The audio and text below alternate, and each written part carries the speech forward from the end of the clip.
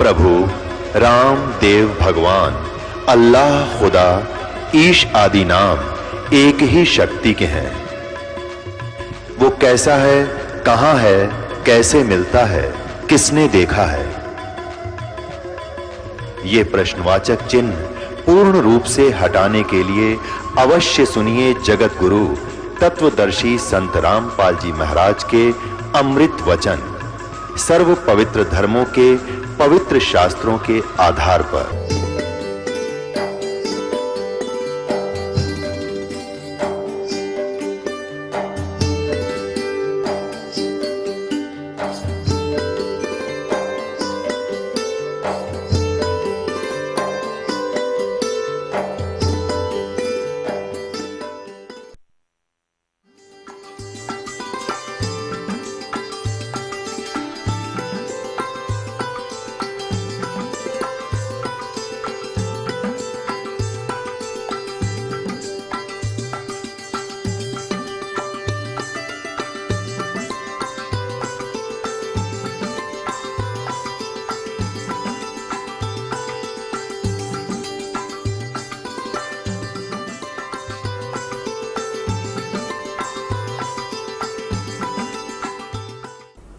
सतगुरुदेव की जय।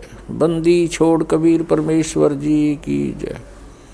बंदी छोड़ गरीबदास जी महाराज जी की जय। स्वामी रामदेवानंद जी गुरु महाराज जी की जय।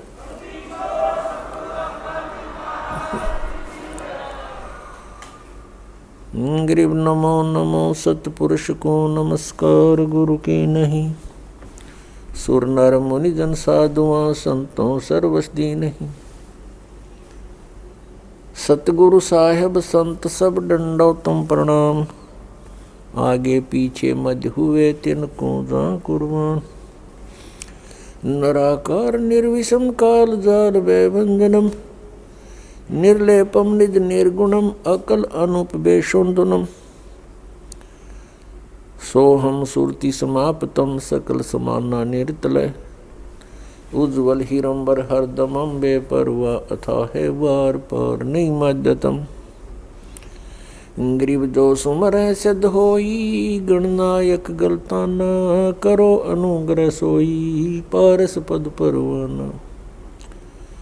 आदि गणेश मनाऊं गणनायक देवन देवा। चरण कमल लो लाऊं आदंत करूं सेवा। परम शक्ति संगीतम रिद्धि सिद्धि दाता सोई। अवगत गुण अतीतम सत्पुरुष निर्मोही। जगदम्बा जगदीशम मंगल रूप मुरारी। तन मन अर्पों शीसम भक्ति मुक्ति भंडारी। सुर नर मुनि जन ध्यावे ब्रह्मा विष्णु महेशा। शेष सहस मुख गावे पूज्य आदि गणेशा।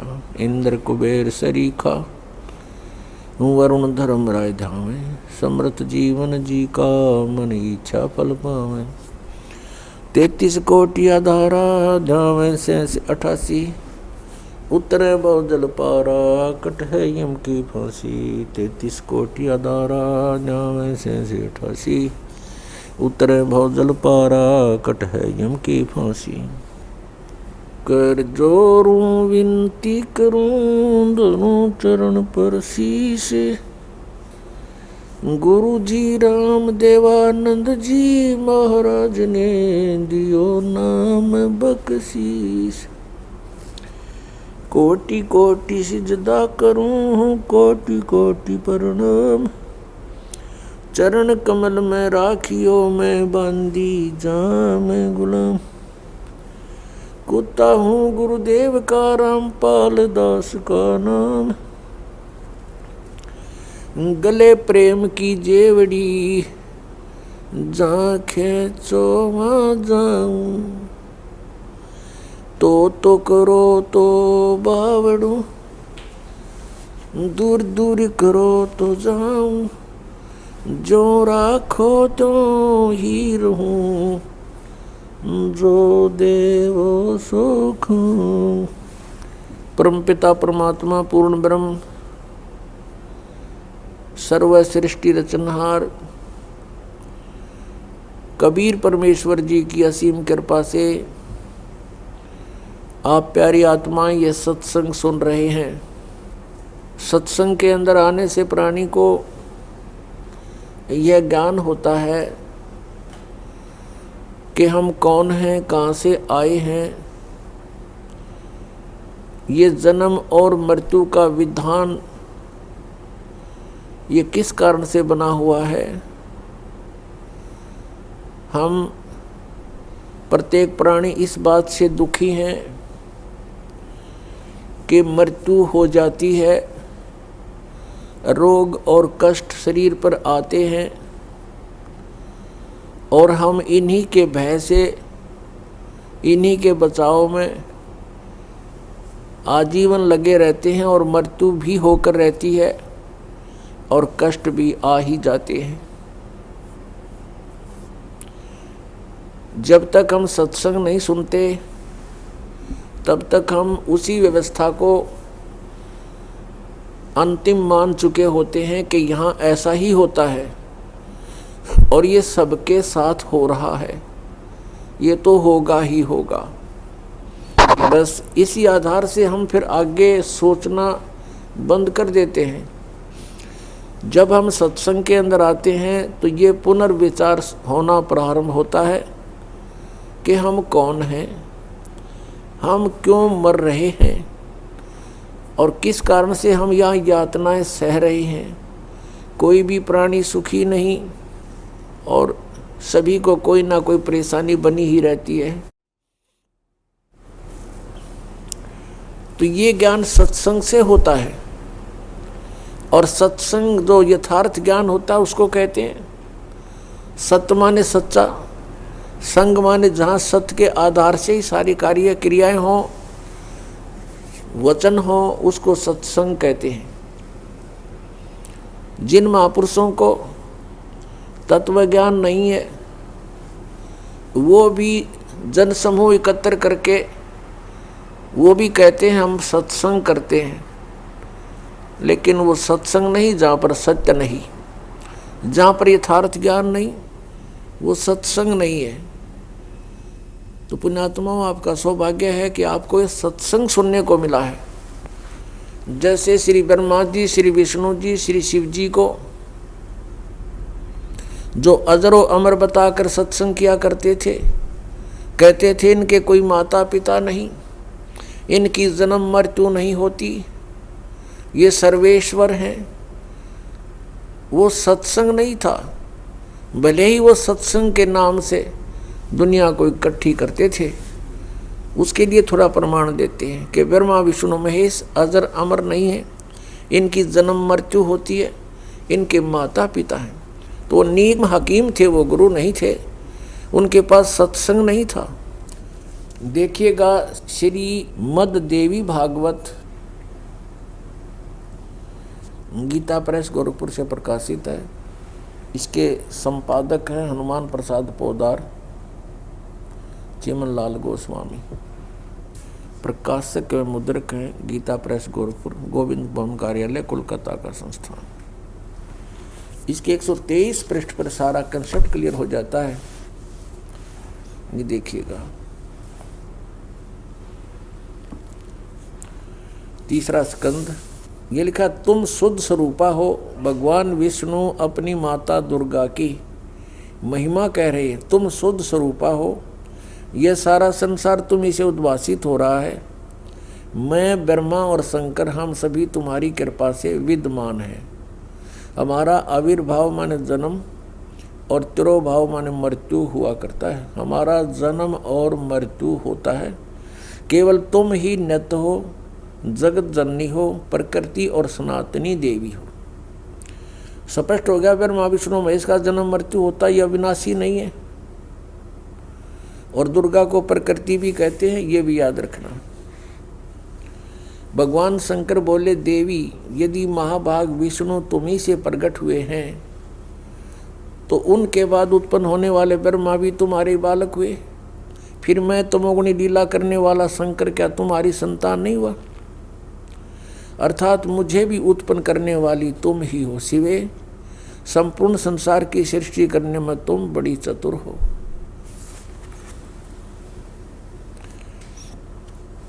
इस संसार की सृष्टि, स्थिति और संहार में तुम्हारे गुण सदा समर्थ हैं। उन्हीं तीनों गुणों से उत्पन्न हम ब्रह्मा, विष्णु एवं शंकर नियमानुसार कार्य में तत्पर रहते हैं। हमारे सदग्रंथ बता रहे हैं कि ब्रह्मा, विष्णु, महेश जी ये नासवान हैं, इनकी जन्म मृत्यु होती है। ये इनकी नु समझो जीवन चरित्र है इन भगवानों का। इनकी माता दुर्गा जी है और पिता इनका ज्योत निरंजन काल है। और ये स्वयं स्वीकार कर रहे हैं कि हमारा जन्म मृत्यु होता है, आप हमारी माता हो, दुर्गा को कह रहे हैं। इस श्रीमद् देवी भागवत यानी देवी पुराण ने स्पष्ट कर दिया। नंबर 1 ब्रह्मा, विष्णु, महेश नासवान है। नंबर 2 दुर्गा इनकी माता है। रजगुण ब्रह्मा, सदगुण विष्णु, तमगुण शिव जी। ये तीसरा कंसेप्ट क्लियर किया। चौथा ये कर दिया कि ये केवल नियमित कार्य ही कर सकते हैं, ये किसी के संस्कार को यानी अच्छे को या बुरे को कम या ज़्यादा नहीं कर सकते। और पांचवा ये हो गया कि दुर्गा को प्रकृति भी कहते हैं। तो पुण्यात्माओं जो ये ज्ञान देते थे तो सत्संग नहीं करते थे, वो सत्संग नहीं था, वो लोक वेद दंत कथा बकवाद थी, उसको सत्संग नहीं कह सकते। अब वर्तमान के अंदर जो सतपुरुष परमेश्वर कबीर देव जी द्वारा अपने मुखारविंद से बोली अमृतवाणी के अंदर से कुछ वाणी चुरा ली और उन वाणियों के आधार से स्वयं भू संत बन बैठे। हल्दी की गांठ से पंसारी बन गए वो, और उनको कख का पता नहीं, सतलोक सचखंड की बातें करते हैं। ये कौन से पंथ हैं?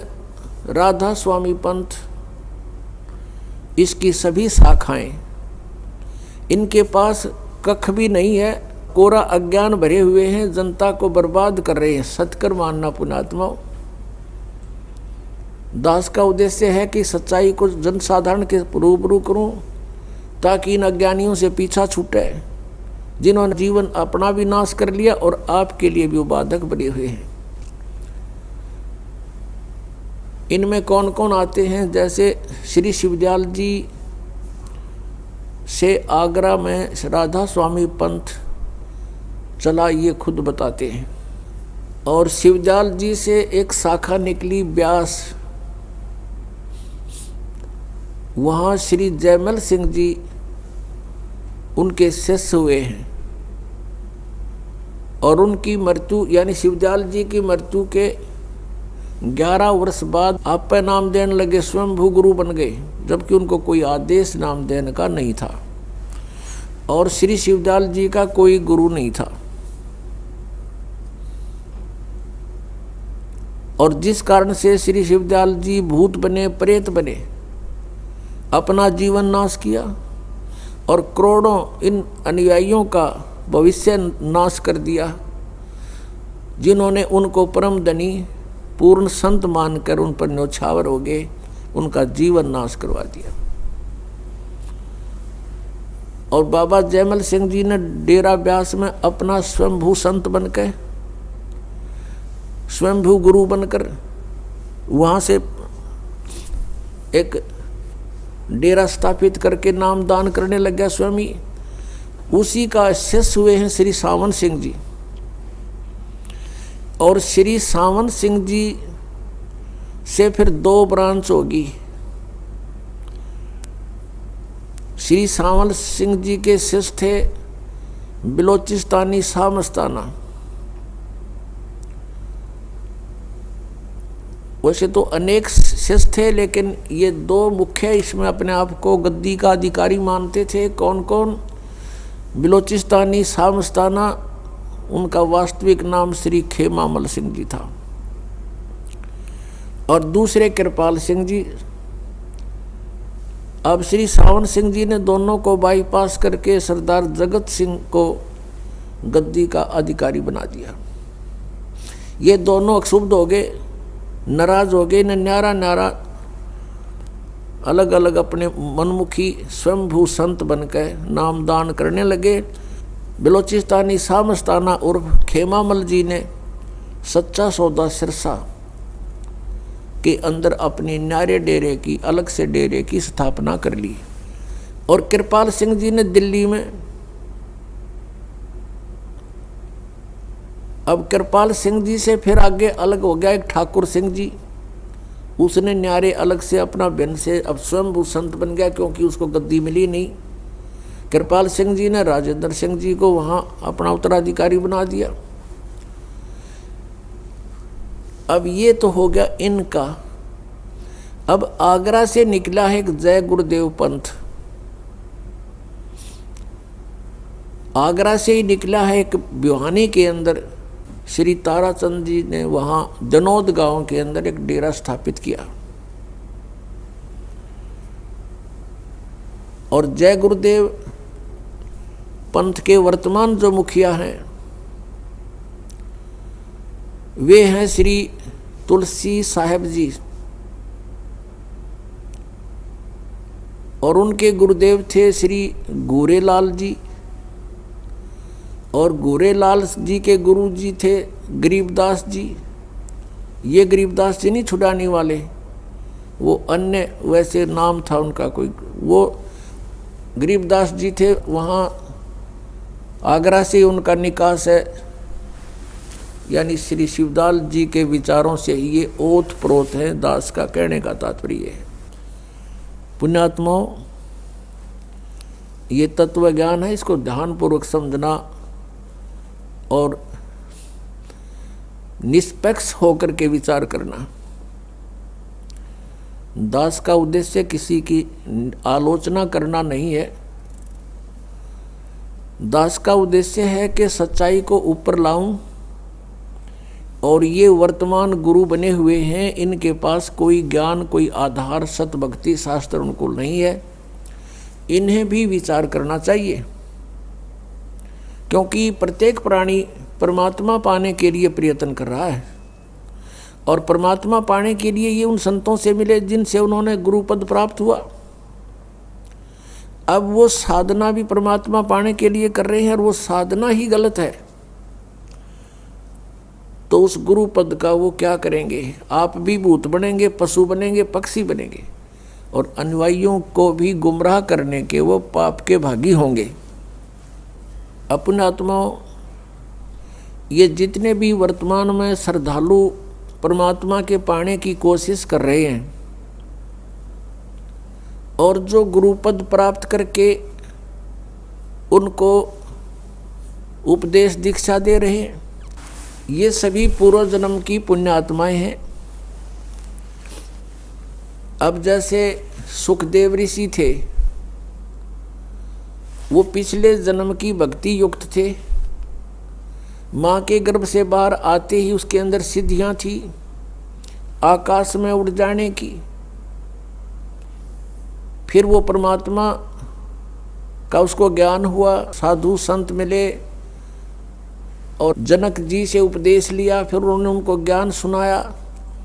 उसके बाद उनकी बुद्धि ठिकाने आई कि पूर्व जन्म की कमाई है, और जब तक ये बैटरी चार्ज है तेरी सुखदेव, आकाश में भी उड़ सकता है, और भी किसी को आशीर्वाद देकर उनको लाभ भी पहुंचा सकता है अपने धन से, और अंत में तुम जीरो हो जाएगा, शून्य हो जाएगा, तेरी भक्ति नहीं रहेगी, बर्बाद हो जाएगा। तो सुखदेव जी बुद्धिमान थे, तुरंत फैसला कर गए, राजा जनक जी से उपदेश ले लिया और अपना कल्याण करवाया। तो पुण्यात्माओं, वर्तमान में जितने भी ये संत हैं, गुरुपद प्राप्त हैं, इनको ये पिछले जन्म के बहुत ही पुण्य, जन्म जन्मांतर के इनके शुभ संस्कार इनके साथ हैं, और अब इनके वचन में भी शक्ति है, और किसी को लाभ और हानि ये कर सकते हैं, इतनी इनके अंदर पूर्व बैटरी चार्ज है, पूरे जन्मों के संस्कार इनके साथ हैं, वो सिद्धियां हैं। अब जैसे इन्वर्टर लगा रखा है, इन्वर्टर की बैटरियां फुल चार्जड हैं और आगे चार्जर उससे हटा रखा है, कनेक्शन काट दिया, तो जब तक वो बैटरी चार्ज है तब तक तो पंखे भी चलेंगे, ट्यूब भी जलेगी, यानी सर्व लाभ जो इन्वर्टर दे सकता है वो आपको प्राप्त होते रहेंगे। और आगे चार्जर ना होने से उसकी क्षमता समाप्त हो जाएगी, वो डिस्चार्ज हो जाएंगी बैटरियां, तो फिर एक के दम सब सुविधाएं बंद हो जाएंगी। कारण क्या था कि उसको फिर से कनेक्ट करना था बिजली से चार्जर लगा करके, तो वो आगे काम करती रहती है। तो ऐसी दशा इन संतों की हुई है जो वर्तमान में संत गुरुपद पर हैं या इनके जो पूर्वज हैं जहाँ से डेरे स्थापित हुए हैं। ये पूर्व जन्म की पुण्यात्माएं थी और जिस समय इन्होंने ये डेरे स्थापित किए, उपदेश देने लगे, श्रद्धालु बहुत ही परमात्मा को चाहने वाले थे, शिक्षा थी नहीं, तो ये सोचा करते थे ये जो ज्ञान दे रहे हैं महापुरुष हैं, इन्होंने परमात्मा पाया है, ऐसी ऐसी बातें बना रहे हैं। तो एक वक्ता और पूर्व जन्म की जिसकी भक्ति साथ है, उसके वचन में भी पावर होती है, उसकी बोलने की शैली भी अन्य प्राणियों से कुछ श्रेष्ठ होती है, जिस कारण से श्रद्धालु उन पर आसक्त हो जाते हैं और निसंशय होकर के उनके वचनों को अंतिम और सत्य मान लेते हैं। पुण्यात्माओं, ये काल का जाल है। इस राधा स्वामी पंथ या और भी जितने पंथ हैं, धन धन सतगुरु सच्चा सौदा पंथ, ये है तो शिवदयाल जी वाले ही विचारों पर आधारित, पर नाम ने अलग से रख लिया बोतल में। बोतल में पदार्थ वही है, मेक नारा लिख लिया, इतना सा अंतर है। पुण्यात्माओं, श्री शिवदयाल जी को कोई ज्ञान नहीं था, कबीर परमेश्वर जी का ज्ञान चुरा के और ये स्वयंभू संत बन गए। इनका कोई गुरु नहीं था। श्री शिवदयाल जी का आगरा पन्नी गली के अंदर ये रहते थे। इनके घर पर श्री तुलसी साहेब जी हाथरस वाले एक संत थे, वो भी स्वयंभू संत थे और उन्होंने भी कबीर परमेश्वर की वाणी को पढ़ा था। कबीर परमात्मा की वाणी को पढ़कर उससे अपना अनुभव साथ में मिक्स करके अपनी पुस्तक, अपने सतर के ज्ञान की पुस्तक बना दी उसने, घट रामायण। उसने पूर्ण रूप से परमात्मा को निराकार सिद्ध किया है और परमात्मा का प्रकाश ही प्रकाश है। सचखंड के अंदर परमात्मा है नहीं, वहाँ आत्मा जाकर के ऐसे लीन हो जाती जैसे बूंद समुद्र में, और यही ज्ञान इस राधा स्वामी पंथ वालों के पास है। तो उसने एक और कंसेप्ट क्लियर कर रखा है घट रामायण भाग 1 में 27 पृष्ठ पे श्री तुलसीदास हाथरस वाले ने कि पांचों नाम काल के जानो, जो पांचों नाम इस राधा स्वामी पंथ में प्रदान किए जाते हैं श्रद्धालुओं को, श्री तुलसीदास हाथरस वाले ने कहा है ये पांचों नाम काल के हैं। और फिर इनसे हटकर बताया है कि 2 मंत्र और हैं, एक सतनाम है, एक आदि नाम है। सतनाम के बारे में वो परिचित नहीं था खुद भी श्री तुलसीदास हाथरस जी वाले, कि वो 2 अक्षर का होता है, वो 2 अक्षर से परिचित नहीं था। उसने सतनाम को सतनाम ही बता दिया। और आदि नाम से भी परिचित नहीं था तुलसीदास हाथरस वाले। तो श्री शिवदयाल जी ने वही ज्ञान वहाँ से सुनाया और फिर अपना हठ योग करके कई वर्षों तक 15-16 वर्षों तक कोठे में कोठा यानी बंद कमरे के पीछे कमरा, उसमें बैठ के हठ योग किया। उसको ये कहते हैं, इसको सुरत शब्द अभ्यास किया। इनकी बुद्धि देखो।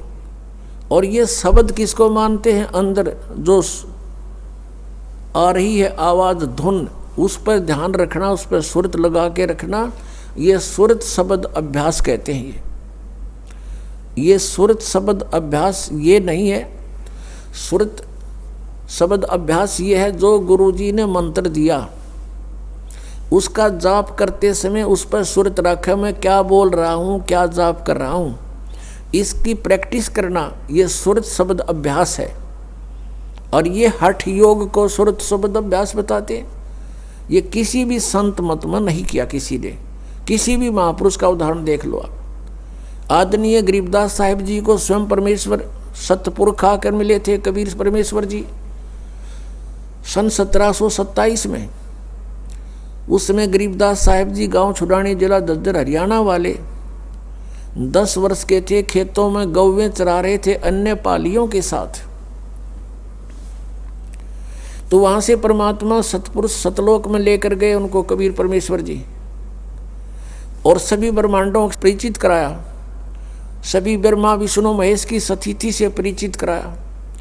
सतलोक में जाकर परमात्मा को देखा। एक तेजों में शरीर में एक रोम को में करोड़ सूर्य मिला दे, करोड़ चंद्रमा, इतने शरीर की शोभा है उस परमात्मा की, वो उससे भी अधिक शोभा है एक रोमकूप की। यानी साकार है, नर आकार है, सिंहासन पर विराजमान है। और परमेश्वर कबीर जी ने अपने दूसरे रूप में, जो यहाँ साधु संत रूप में आए हुए थे, उस रूप में जाकर के चंवर किया। तो गरीबदास साहिब जी ने सोचा, उनकी आत्मा ने सोचा कि परमात्मा तो तख्त पर बैठे ये हैं, और यहाँ का ये महात्मा कबीर कोई इनका चेला चपटा होगा, नौकर होगा। उसी समय क्या हुआ, जो सिंहासन पर विराजमान थे परमात्मा तेजों में शरीर युक्त, वो खड़े हुए। और कबीर परमेश्वर जी जो नीचे जिंदा महात्मा के रूप में नीचे से गरीबदास जी को लेकर गए थे, उस रूप में वो उस सिंहासन पर विराजमान हो गए। और वो तेजों में शरीर युक्त परमात्मा उस जिंदा महात्मा वाले स्वरूप के ऊपर खुद एज ए सेवक, सर्वेंट चंवर करने लगे। तब गरीबदास जी असमंजस में पड़ गए, भगवान कौन? ये महात्मा, ये तो बाबा जी दिखाई देता है, और परमात्मा ये है, इसका इतना सुंदर शरीर, इतना तेज इनके शरीर में, अब इनमें से प्रभु कौन से हैं? इतने में क्या हुआ, तेजों में शरीर जो था वो कबीर जी के उस नीचे से गए हुए जिंदा महात्मा वाली बॉडी में समा गया। अकेले परमेश्वर नीचे से गए थे जिंदा महात्मा के रूप में कबीर जी, वो अनंत कोट ब्रह्मांड के कुल मालिक के सिंहासन पर विराजमान हो गए। तब परमेश्वर कबीर जी ने उसको बताया, आदरणीय गरीबदास साहिब जी को, कि बेटा मैं काशी शहर में 120 वर्ष जुल्हाए धानक की लीला करके आया हूँ, और वहाँ मैंने वाणी लिखवाई है, लेकिन जनता ने उन अज्ञानी ऋषि महर्षियों मंडलेश्वरों के अज्ञानता के कारण मेरे उस ज्ञान को स्वीकार नहीं किया। और बीच में लंबा समय हो गया है, अब 200-250 वर्ष हो गए हैं, इन काल के दूतों ने उस कबीर पंथ की कबीर वाणी में भी कुछ एक्स मिक्स कर दिया है, उसमें भी कुछ प्रक्षेप कर दिया है। अब दोबारा से तो मेरा ज्ञान बोल दे, मैंने तेरे को तेरा ज्ञान योग खोल दिया, दिव्य दृष्टि देती है। तब गरीबदास जी वापस आए, उनको नीचे मृत जान लिया था, और नगर वालों ने, गांव वालों ने, परिवार वालों ने मिलकर उनको अंतिम संस्कार के लिए चिता पर रख दिया था। उसी समय परमेश्वर कबीर जी ने वो आत्मा वापस उस बॉडी में भेज दिया, और एकदम गरीबदास जी खड़े हो गए। उसके बाद उन्होंने जो जनसाधारण लैंग्वेज बोलते थे वह छोड़ दी, जो साधारण लैंग्वेज वहाँ के अपने गाँव क्षेत्र की, और परमेश्वर के द्वारा फीड किया हुआ ज्ञान बोलना शुरू कर दिया, चौपाई और दोहों के माध्यम से। हम सुल्तानी नानक तारे दादू को उपदेश दिया, जात जुलाहा भेद न पाया ये काशी माहे कबीर हुआ। अब उन्होंने आकर बताया कि जो बनारस में काशी में जो कबीर साहब थे, जो जुल्हाए रूप में, ये पूर्ण परमात्मा है, परम अक्षर ब्रह्म है, सतलोक में शरीर है, मनुष्य सदृश इनका शरीर है, और मैं आँखों देख कर आया हूँ। और फिर गवाही दी है कि हम सुल्तानी नानक तारे दादू को उपदेश दिया, मेरा भी उद्धार किया, गरीबदास साहिब जी कह रहे हैं। और अब्राहिम सुल्तान अधम बलख बुखारे के बादशाह का उद्धार किया, श्री नानक जी का उद्धार किया, दादू जी का उद्धार उन्होंने किया। वो उनको आकर मिले ऐसे जैसे मुझे मिले थे, और उनको भी सचखंड दिखाया था, सतलोक दिखाया था, वहाँ पे छोड़ा था। और फिर मुझे सतनाम दिया, उस सतनाम के जाप से मोक्ष होगा। और एक सार नाम है, उसको आदि नाम भी कहते। तो कहने का तात्पर्य ये है कि जो ये राधा स्वामी पंथ के श्री शिवदयाल जी थे, इन्होंने श्री तुलसीदास आथरस वाले के द्वारा जो भी ऊट पटांग ज्ञान दिया था, उससे भी हटकर और निमन सतर का आप तैयार करके स्वयंभू संत बनकर और ये 5 नाम दान करने शुरू कर दिए। ज्योति निरंजन, ररंकार, ओंकार, ज्योति निरंजन, सोहम और सत्यनाम। परमात्मा कबीर जी कहते हैं, सोहम शब्द हम जग में लाए और सार शब्द हमने गुप्त छिपाए। परमेश्वर कबीर जी की के प्राकट्य से पहले किसी भी सदग्रंथ में आपको सोहम शब्द नहीं मिलेगा। और इन्होंने ये एक शब्द है, करने नो दीदार महल में प्यारा है। राधा स्वामी पंथ वालों ने उसी शब्द के आधार से अपना पंथ खड़ा किया, और उसमें जो वास्तविक मंत्र भी उस शब्द के अंदर हैं। और ये 5 शब्द काल के हैं, और काल ने अपने मुख से बोले थे, उच्चारण के। ये जाप नहीं करने थे, ये सोहम नहीं है उसके अंदर, और सतनाम भी नहीं है, वो शक्ति शब्द है, शक्ति सतनाम के स्थान पर। और इसमें तो ये 5 नाम काल के हैं, इनसे हटकर वो 5 नाम ये दास आपको प्रदान करता है, वो इन कमलों के खोलने के भिन्न हैं। जो जिन्होंने उपदेश ले रखा वो आपको पता है। अब पुण्यात्माओं, दास का उद्देश्य ये है कि आप जी को सत्य से परिचित कराऊं, और आप उन महापुरुषों के जो जिन्होंने परमात्मा पाया है, उन्होंने कौन सी साधनाएं की हैं, कौन से नाम जाप किए हैं, और कैसे उनकी रहनी थी, कैसे उनकी क्रियाएं थी, जिनसे उन्होंने परमात्मा प्राप्त हुआ। उनसे हटकर यदि हम कोई अन्य साधना, उसका कोई अन्य तरीका अपनाते हैं या कोई अन्य मंत्र जाप करते हैं, तो हम परमात्मा प्राप्ति नहीं कर सकते। अब जैसे इन राधा स्वामी पंथ वालों का ये भी मानना है कि संत कुछ भी नाम दे दे वह फल फूल जाएगा, ये भी इनकी अपनी सोच है, और ये झूठ है, गलत है, अनुचित है। जैसे हमने आम का पौधा बीजना है, आम के पौधे को बोने के लिए आम का ही बीज बोना पड़ेगा। यदि कोई बीज हम बो दें, आम नहीं लगेगा। जैसे बबूल का बो दिया, नीम का बो दिया, तो आम नहीं लगेगा, फलेगा वो भी। तो आम के लिए हमने आम का ही बीज बीजना पड़ेगा। सतलोक जाने के लिए हमने वही मंत्र जाप करने पड़ेंगे जो उन महापुरुषों ने किए, किन्होंने, जिनको परमात्मा स्वयं आकर मिले, सतलोक से चल कर आए।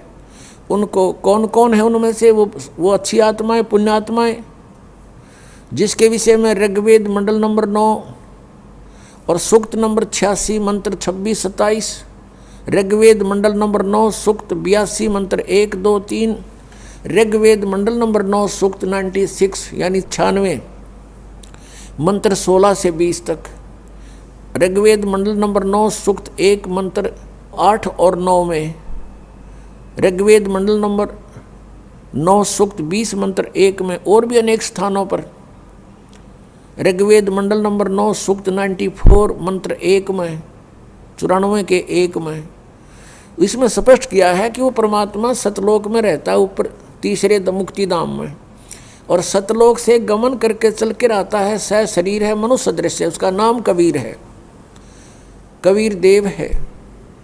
और वो कबीर देव यहाँ अच्छी आत्माओं को आकर मिलते हैं, बहुत स्पीड से आते हैं, जैसे विद्युत, आकाशीय विद्युत जितनी स्पीड से गिरती है इतनी तीव्र गति से आकर के 1 सेकंड में पहुंच जाते हैं वह सतलोक से, और अच्छी आत्माओं को मिलते हैं, उनको तत्व ज्ञान प्राप्त कराते हैं। इसी आधार से परमात्मा इन महापुरुषों को मिले थे। किन किन को? आदरणीय धर्मदास साहिब जी को, आदरणीय मुलुकदास साहिब जी को, आदरणीय नानक साहिब जी को, आदरणीय दादू साहिब जी को, आदरणीय गरीबदास साहिब जी को, गांव छुड़ानी जिला दद्दर हरियाणा वाले को, आदरणीय गीसा दास साहिब जी को, गांव खेखड़ा और जिला मेरठ उत्तर प्रदेश में। इन महापुरुषों का तो दास को याद है, ध्यान है कि इनको परमात्मा सीधे मिले, और इन्होंने जो मंत्र जाप किए, जैसी साधनाएं उनकी क्रियाएं थी, वो भी दास के को खूब ज्ञान है और आपको भी परिचित कराता हूँ। धर्मदास जी कभी हठ योग नहीं किया, और स्वयं परमेश्वर कबीर जी ने एक उदाहरण पेश किया, एक रिहर्सल करके दिखाया हमारे को कि वो कपड़ा बुनते थे और नाम भी जाप करते थे। कहने का भाव ये है कि कबीर परमेश्वर से, कबीर पंथ ये संत मत चला, ये भी मानते हैं राधा स्वामी पंथ वाले भी। और कबीर परमेश्वर ने कोई हठ योग नहीं किया, वो तो जुलाहे थे आपके संज्ञा, आपके सोच से। हम तो कहें वो भगवान थे और परमात्मा को लीला करने आए थे, तो जुलाहे का कार्य करते थे, और ये भी दिखाते थे कि मैं भाई भक्ति करता हूँ। हमारे को उदाहरण दे रहे थे। उन्होंने हठ योग नहीं किया कभी भी। कहीं दिखा दो उनका, किसी उनके पूरे लिटरेचर में दिखा दीजिए कि वो हठ योग किया था कभी। परमात्मा कहा करते थे, हमें आगाह कराते थे, सचेत करते थे, कहते थे कि मुझे सो सतगुरु मन भावे, जो इन नैनन अलख लखावे, आँख ना मूंदे कान ना रूंदे, और ना अन दुल जावे, साधो मने सो सतगुरु मन भावे, जो सहज समाध बतावे। सहज समाध तो चलते उठते बैठते जैसे ध्यान होता, आपको टेंशन हो जाती है किसी कारण से, चलते फिरते भी उसकी चिंतन रहता आपको, एक पल भी आपका माइंड वहाँ से हटता नहीं, ये आपकी समाधि लग गई उसके साथ। तो ऐसे हम परमात्मा के गुणों से और यहाँ के दुखों से परिचित होकर फिर हम परमात्मा को इस श्रद्धा से उसका मेडिटेशन करेंगे, उसको पाने के लिए उसको चाहेंगे। जो पति भरता पति से राती, आन पुरुष नहीं भावे, बस सुरत प्रीतम ऐसे ध्यान लगावे। कहते हैं जैसे पति भरता लड़की अपने पीहर चली जाती है ससुराल से, तो वो कहती है वहाँ सारा काम करती है घर वालों का और किसी को महसूस नहीं होने देती, लेकिन उसका एक पल भी अपने पति से ध्यान हटता नहीं। दिस इज द सहज समाधि, सिंपल मेडिटेशन। ये सिंपल मेडिटेशन को सहज समाधि कहते हैं। ये संतों की थी। ये हठ योग, कान बंद करो, इन संताएं गोड्डे कंडे में हो गए, ठाए अंडे, फिर इन्हें बर्बाद कर दिया अपने जीवन। जैसे धर्मदास साहिब जी भी ऐसे ही अपना कार्य करते थे। वो सेठ थे, बिजनेसमैन थे, कभी हठ योग नहीं किया।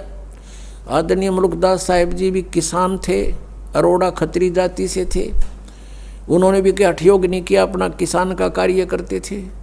दादू साहिब जी, आदरणीय दादू साहिब जी तेली का काम करते थे, कोल्हू चलाते थे, तेल निकाला करते थे। आदरणीय गरीबदास साहिब जी किसान थे, जाट थे, गांव छुड़ानी जिला दद्दर के, और खेती करते थे, हल जोतते थे, गांव पाली जाते थे, कभी हठ योग नहीं किया। आदरणीय नानक साहिब जी थे, पहले सर्विस करते थे। परमात्मा प्राप्ति के बाद पहले तो प्रचार किया 10-12 वर्ष, फिर लास्ट के 16 वर्ष अपने खेतों में काम करते थे और जो उनके निकट आता था उनको सतमार्ग भी बताते थे। आदरणीय गीसा दास साहिब जी ये भी किसान थे और खेती करते थे और भक्ति भी करते थे, और किसी भी संत को भगवान नहीं मिला, क्योंकि सभी ने परमात्मा निराकार बताया,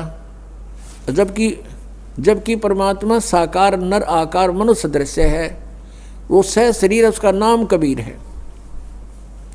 तो जिन्होंने परमात्मा पाया उन्होंने अपनी अमृतवाणी में प्रमाण दिए, एफिडेविट दिए। तो उन्होंने किस मंत्र से परमात्मा पाया? आदरणीय गरीबदास साहिब जी ने सबका निष्कर्ष निकाल के परमात्मा की महिमा को दोबारा रीराइट करवाया। जैसे स्वयं परमेश्वर ने आके 600 वर्ष पहले कबीर वाणी बोली थी, उसमें इन कबीर पंथ में घुसकर कुछ काल के दूतों ने उसमें काफ़ी अपने हिसाब से कुछ परिवर्तन करने की चेष्टा की, और उसके बाद जिस कारण से परमेश्वर ने आदरणीय गरीबदास साहिब जी को फिर से कहा, उसमें फीड कर दिया अपना ज्ञान, और गरीबदास जी ने वो ज्ञान फिर हमें दोबारा बोल कर सुनाया। उस ज्ञान के आधार से और कबीर साहब में बचे हुए सत्य ज्ञान के आधार से, और फिर परमेश्वर ने कहा था कि धर्मदास तो ये लाख दुहाई, ये मूल ज्ञान कहीं बाहर ना जाई। मूल ज्ञान बाहर जो पढ़ी, ये बिचली पीढ़ी हंस नी तरही। इस मूल ज्ञान को तब तक छुपाई जब तक ये 12 पंथ मिट जाई। कबीर परमेश्वर जी ने कबीर सागर में कहा है कि 12 पंथ चलेंगे, काल चलाएगा, लेकिन उसमें पहले हंस अच्छे होंगे, उसके बाद उसके अनुयायी उसमें तोड़ मोड़ के उस ज्ञान प्रचार किया करेंगे, तो वो काल के पंथ होंगे। लेकिन 12वां पंथ जो होगा वो गरीबदास जी वाला है। और विक्रमी संवत 1774 सन 1717 में आदरणीय गरीबदास साहिब जी का गांव छुडानी, जिला झज्जर, हरियाणा में जन्म हुआ। तो उसमें परमात्मा ने कहा कि संवत 1775 हुई, गलती से 75 लिखा लेकिन 74 है वो। संवत 1774 हुई, ता दिन प्रेम प्रगटे जग सोई। प्रगट हुए मम्बाणी, उनके मुख से दोबारा मेरे महिमा की वाणी प्रगट होएगी। लेकिन ये 12 पंथ हमी को जावें, अस्थिर घर का मर्म नहीं पावें। ये हमारे वाणी के आधार से उस कबीर साहब करेंगे और उनको परमात्मा नहीं मिल पाएंगे, क्योंकि उनके पास मूल ज्ञान, मूल नाम नहीं होगा। प्रत्येक महात्मा को, प्रत्येक संत को परमेश्वर कबीर जी जिनको मिले थे उनसे कह दिया था कि अभी इसको डिस्क्लोज ना करना, इस मूल ज्ञान को और वास्तविक वे ऑफ वर्शिप को, पूजा की जो वास्तविक विधि है जो मैंने तुम्हें दे दी है, कबीर जी कहा करते कि इसको अभी डिस्क्लोज ना करना, किसी को बताना नहीं तो इन काल के चलाए हुए पंथों में भी ये यथार्थ नाम होंगे और ज्ञान ये हमारी वाणी से घसीट पेसट कर इकट्ठा कर ही लेंगे। तो फिर हम जब जाएंगे, जैसे परमात्मा ने कहा कि बर में पंथ हम ही चलावें, कबीर साहब ने कहा है कि बर में पंथ हम ही चल आवें और सभी पंथ मिटा के एक पंथ चलावें। तो परमेश्वर ने कहा कि जो बिचली पीढ़ी आवेगी उसके अंदर ये काल के दूत बहुत पनपेंगे। 12 पंथ तो ये लगातार हैं, और काल ने कहा था और अनेक पंथ चलाऊं, यावद जीवों को भरमाऊं। तो उन 12 से अलग ये राधा स्वामी पंथ, धनधर सतगुरु पंथ, बाल योगेश्वर पंथ, और ये सतपाल दास पंथ, और ये ठाकुर पंथ, जय गुरुदेव पंथ, ये सब राधा स्वामी से ही निकले हुए हैं। लेकिन ये जो सतपाल जी वाला पंथ और बाल योगेश्वर जी वाला पंथ ये हंसा देश वालों का है। ये भी ऊट पटांग, वही क्रिया, कान बंद आँख बंद, जीव ने तालू के लाओ, ये डले डुबान लग रहे। और नाम क्या देते हैं? हंस, हंस नाम देते हैं। हंस तो जीव का नाम है, और कहते हैं हंस को उल्टा कर लो सोहम हो गया। हंस का उल्टा करे तो कोई बात हुई? इब गाड़ी ने उल्टी कर ले उल्टी घेर ले उस सड़क के ऊपर, और फिर कह दे वो के गाड़ी हो गया, ये कोई बात हुई इनकी? जिसी टूटी फूटी ले रहे थे वह भी उलट कर ली। तो कहने का भाव है, इनने अपने मनमुखी मंत्र लोक वेद जनता में ठोक दिया, और सबकी दुर्गति हो रही है। उन संतों की भी दुर्गति हो रही है जो इस पंथ के प्रवर्तक थे। अब कारण क्या था? कि उनके पास तत्व ज्ञान नहीं था। तो कौन से मंत्र का जाप किया उन महापुरुषों ने जिनको मोक्ष प्राप्त हुआ? सतनाम का। और सतनाम है 2 अक्षर का, जिसमें एक ओम मंत्र है, एक तत् है, वो सांकेतिक है। श्रीमद् भगवत गीता अध्याय नंबर 17 के और श्लोक नंबर 23 में स्पष्ट किया कि ओम तत्सत इति निर्देश है ब्रह्मण त्रिविध समर्थ है। ओम और तत् जो सांकेतिक शब्द है, तत् ये दास बता सकता है इस पृथ्वी पर, और किसी के पास नहीं है। यदि इस दास से चुरा कर नाम लेकर के और फिर उसने आगे कोई गुरु पद प्राप्त, आप पे स्वयंभू गुरु बनकर को दान कर रहा है, तो महादुश्मन है समाज का। पहले वालों ने नाश कर दिया, वो और कर देगा। उससे भी हमने बचना है। ऐसे कोई पाखंडी कहीं मिल जावे, उससे भी बचाना है। जनता को समझाना है कि नकली है, इसको कोई अधिकार नहीं है। ठीक है, मानने उसका भला, ना तो भाई उनकी मर्जी, नहीं मानने तो कहीं भी जाओ, वो उनकी सजा मिलेगी फिर भगवान के दरबार में। तो सतनाम 2 अक्षर का है, एक ओम और एक तत्। और सत जो उसमें शब्द है वो आदि नाम है, इसको सार नाम भी कहते हैं, वो भी गुप्त है। तो गीता अध्याय नंबर 8 के श्लोक नंबर 13 में गीता ज्ञान दाता कहता मेरा एक ओम मंत्र है, बस, नथिंग एल्स। मुझ ब्रह्म का केवल एक ओम मंत्र है। और जो इस ओम का जाप करता है, इस ओम से मिलने वाली परम गति को प्राप्त होता है, वो ब्रह्मलोक है। ओम का साधक ब्रह्मलोक में प्राप्त हो जाता है, और वहाँ से भी पुनर्वृत्ति में आता है, जन्म मृत्यु होती है। और तत् ये सांकेतिक है। 3 पुरुष हैं गीता जी अध्याय नंबर 15 के श्लोक नंबर 1 से लेकर 4 में और 16 और 17 में कंसेप्ट क्लियर कर रखा है। संसार रूपी वृक्ष की संकेत दिया है, लेकिन कबीर परमेश्वर जी ने, क्योंकि तत्वदर्शी संत रूप में आए थे मालिक, उन्होंने उसका विस्तृत जानकारी दी है। और गीता जी अध्याय नंबर 15 के श्लोक नंबर 1 में यही कहा है कि जो संसार रूपी वृक्ष के सभी विभागों को जानता है, स वेदवित, पत्तों सहित जानता है जड़ से लेकर, वो तत्वदर्शी संत है। वो स्वयं परमेश्वर ही आते हैं। वो चौथे अध्याय के 32वें श्लोक में वो भी स्पष्ट किया है कि ब्रह्मणे मुखे सच्चिदानंद घन ब्रह्म के द्वारा अपने मुख से बोली हुई वाणी में यज्ञों यानी धार्मिक अनुष्ठानों की जानकारी विस्तार से कही गई है। चौथे अध्याय के 34वें श्लोक में कहा कि उस तत्व ज्ञान को तत्वदर्शी संत ही जानते हैं, उनसे पूछो। अब एक तो परमात्मा स्वयं आकर बोल कर गए तत्वदर्शी संत के रूप में, वह तो ब्रह्मण मुखे होगी, परमात्मा की बोली हुई वाणी, कबीर वाणी। और फिर उस वाणी को कोई समझेगा, वो तत्वदर्शी संत है। तो आज तक कबीर परमेश्वर की वाणी को कोई नहीं समझ सका। इस दास पर मेहर करी परमात्मा ने, इन सदग्रंथों को जाना, सद्बुद्धि दी परमेश्वर कबीर जी ने, और उनको खोला। अब हम उस प्रसंग पर आते हैं। तो परमात्मा ने जैसे गीता जी अध्याय नंबर 15 के श्लोक 16 और 17 में 3 पुरुष बताए, सरपुरुष, अक्षर पुरुष, 16वें श्लोक में 15वें जाएगी।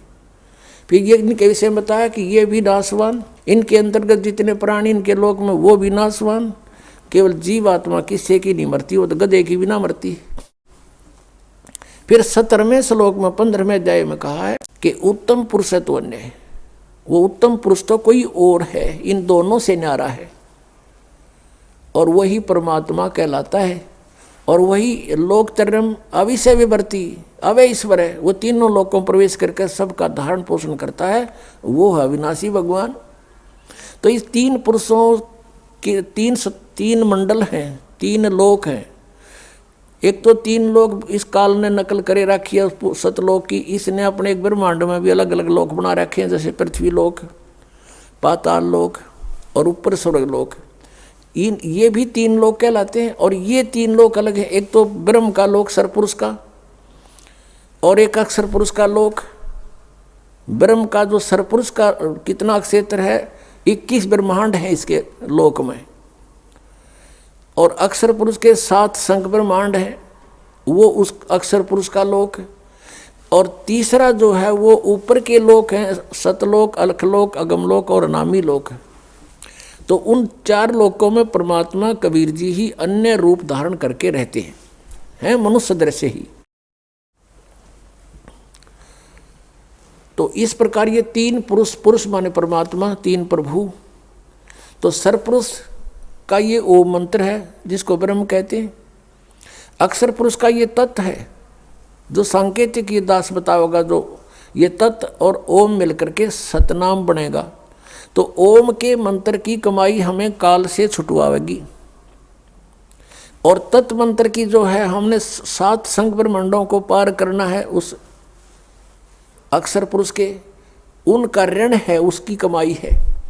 और जो सार नाम है, आदि नाम है, वो मंत्र हमें सतलोक में स्थायी स्थान दिवाएगा। तो इस प्रकार परमात्मा पावेगा। अब आपको हम उसी प्रसंग पर आते हैं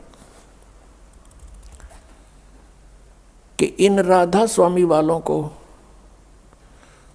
इस पंथ के जितने भी शाखाएं हैं, इनके पास सत्संग नहीं है, कोरा कुसंग भरा है। इनको सतनाम का नहीं पता, ये आज तक सतनाम से परिचित नहीं हो सके। तो इस सतलोक कहाँ के जाएंगे? नाम जप 5 निरंकार, ओंकार, ज्योति, निरंजन, सोहम और सतनाम। ये सोहम परमात्मा की वाणी से चुराया, करने नो दीदार महल में प्यारा है। निरंकार, ओंकार, ज्योति, निरंजन ये भी वहाँ से चुरा लिए। जबकि उस करने नो दीदार महल में प्यारा है उसके अंदर ये 500 नाम काल तक के ही बता रखे हैं, यानी काल के ही डायरेक्ट इन्होंने उस इनको ये इनमें से जैसे एक शक्ति शब्द है, ये सोहम शब्द इन शब्दों में नहीं है। निरंकार, ओंकार, ज्योति, निरंजन ये तीनों काल के जाप हैं, और शक्ति दुर्गा का मंत्र है, और सोहम इन्होंने आप जोड़ दिया इसके अंदर। ये 5 मंत्र वाले, जबकि ये 5 नाम अन्य हैं, ये इन कमलों के खोलने के हैं। जैसे मूल कमल गणेश जी का वासा है, उसका मंत्र आपको दिया जाता है। फिर स्वाद चक्र, उससे ऊपर वो ब्रह्म, सावित्री और ब्रह्मा का वो मंत्र आपको दिया जाता है। फिर नाभि कमल है जिसमें विष्णु और लक्ष्मी का वास है, उसका मंत्र अलग से दिया जाता है आपको। और हृदय कमल जो दोनों सतनों के बीच में जो ये स्थान यहाँ पर आता है, रीढ़ की हड्डी के अंदर की तरफ पीछे बैकबोन पर, तो वहाँ एक हृदय कमल है जिसमें उसमें शिव और पार्वती का निवास है, उसका मंत्र आपको दिया जाता है। कंठ कमल में दुर्गा है, इसका यहाँ पीछे इसका मंत्र आपको दिया जाता है। तो ये 5 मंत्र इन प्रधानों के हैं। वो ये मंत्र नहीं है निरंकार, ओंकार, ज्योति, निरंजन, ये भी इन्होंने गलत सेलेक्ट कर लिए। और ये 5 नंबर मोक्षदायक नहीं हैं, ये तो प्रारंभिक फर्स्ट एड समझ लो, ये तो फर्स्ट एड है। इसके बाद ट्रीटमेंट शुरू होता है सतनाम से और आदि नाम से। ये नाम भी कंपलसरी हैं, लेकिन ये कंप्लीट नहीं है 500 नाम। इन 500 को देते थे पहले परमात्मा, निरंकार, ओंकार ये नहीं है वो। और ये सतनाम केवल कुछ एक भक्तों, पुण्यात्माओं को दिया जो दृढ़ भक्त थे, आगे डिस्क्लोज नहीं करेंगे। उनको मना कर दिया था कभी इसको डिस्क्लोज ना करना। निदा बिचली पीढ़ी फिर हंस नहीं हमें पहचान पाओगे, ये नकली भी हुए नाम देते पाओगे, अधिकारी ये होंगे ही नहीं हैं, और जीवों को फिर काल के मुख में डाल देंगे। तो इस प्रकार परमात्मा ने उनको ये मंत्र दिया था, स्वयं जाप कीजिए, किसी को डिस्क्लोज मत करिए। और पहले ये 5 नाम दिए थे, जो दास आपको 7 देता है, 5 दिए थे बीच बीच के, ताकि इनको कुछ चार्जिंग होती रहे इन पुण्यात्माओं की, और ये दोबारा मनुष्य जन्म प्राप्त करते रहे इस मंत्र से। मोक्ष नहीं हो सकता इन 5 नामों से जब तक ये और सारे कंप्लीट नहीं मिलेंगे। तो परमात्मा ने दया बख्शी थी कि ये किसी प्रकार ये पुण्यात्मा बिचली पीढ़ी तक चले जाएं। उस 5 मंत्र, प्रथम जो मंत्र आपको दिया जाता है उसके जाप से आपके मनुष्य जन्म होते हुए आ रहे थे। इसलिए तो आपको आज भी भगवान की चाह है। नहीं तो ऐसे भी व्यक्ति हैं जो सोचते भी नहीं परमात्मा की ओर, और आप बचपन से ही कोई ना कोई आड़ लेकर भगवान की लगे हुए हो। आप वो पुण्यात्मा हो जो परमात्मा के साथ सन 1398 से लेकर 1518 तक 120 वर्ष के दौरान आप कभी ना कभी उनसे टच में आए हो। उसमें परमेश्वर कबीर जी के 64 लाख शिष्य थे। 64 लाख। आज तो हर मीडिया का साधन है प्रत्येक प्राणी के पास। कोई 4 बातें जानता मीडिया के माध्यम से, वो भी संत पर प्रसिद्ध हो जाता है। आज से 600 वर्ष पहले पूरे भारतवर्ष की मेरे ख्याल 4 करोड़ आबादी नहीं होगी, जिसमें पश्चिमी पाकिस्तान, पूर्वी पाकिस्तान, बलूचिस्तान, अफगानिस्तान और इराक, ईरान, गजनी तक ये सारा भारत ही था, और कुल मिलाकर 5 करोड़ आबादी नहीं थी। और उस समय परमेश्वर कबीर जी के 64 लाख शिष्य थे। उनमें से आप ही हो जो कोई राधा स्वामी का फंस गया, कोई जय गुरुदेव का फंस गया, कोई धन धन सतगुरु का फंस गया, कोई वैसे अपनी परंपराएं साधनाएं करके मस्त है, कोई हंसा देश वाला के फंस रहा है, और बाकी कोई बचे कुछ इनके या सारा मरने बांध रखी है गांठ सबकी। और ये सुधांशु जी जैसे, इनको कहेगा पता नहीं, शिव जी को मृत्युंजय बताता है शिव सुधांशु जी, और नाम देता ओम तत्सत ओम तत्सत। इन तत्व और सत का पता नहीं, सीधा ढूंढा ठारे हैं। तो पुण्यात्माओं, दास का उद्देश्य है कि जब तक इनके ज्ञान और नाम साधना को आपके रूबरू ना करूँगा तब तक आप सच्चाई से परिचित कैसे होगे। और जिन महापुरुषों ने मंत्र जाप करे वो भी आपको बताऊंगा कौन कौन से किए। यही सतनाम जो 2 अक्षर का आपको दिया जाता है, ये गुरु नानक देव जी ने जाप किया, यही मलुकदास साहिब जी ने जाप किया, यही श्री धर्मदास साहिब जी ने जाप किया, यही आदरणीय दादू साहिब जी ने जाप किया, यही आदरणीय गरीबदास साहिब जी ने जाप किया, जो परमात्मा ने सीधा आकर उनको नाम दिया। और ये गीसा दास साहिब जी ने जाप किया। ये 2 मंत्र का सतनाम है, जिसमें एक ओम है, एक तत्। आपको पता है जिसने सतनाम प्राप्त है।